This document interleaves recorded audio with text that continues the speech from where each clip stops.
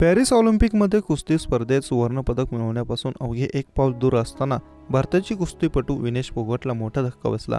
तिचं वजन 100 ग्रॅमने जास्त भरल्यामुळे तिला ऑलिम्पिकमधून अपात्र करण्यात आलं.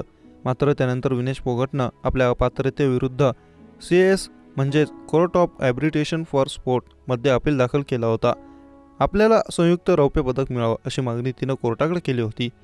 CASने विनेश फोगटचा अर्ज सुनावणीसाठी स्वीकारला असून त्या अर्जावर आज सुनावणी होणार आहे. दरम्यान दिलासादायक बातमी म्हणजे या खटल्यामध्ये विनेश फोगटची बाजू प्रसिद्ध वकील हरीश साळवे मांडणार आहेत. हरीश साळवे यांना आंतरराष्ट्रीय खटले लढवण्याचा मोठा अनुभव आहे. त्यांनी कुलभूषण जाधव प्रकरणात अवघी ₹1 एवढी फी घेऊन भारताची बाजू मांडताना पाकिस्तानला घाम फोडला होता.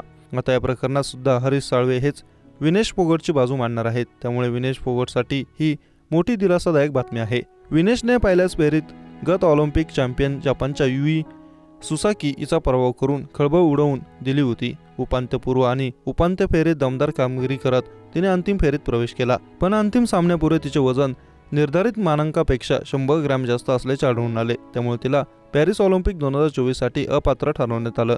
हा विनेशसाठी मोठा धक्का होता. मात्र त्यानंतर आता तिच्याकडून कोर्ट ऑफ ॲर्बिट्रेशन फॉर स्पोर्टमध्ये अपील दाखल करण्यात आलं आहे. त्यावर आज सुनावणी होणार आहे.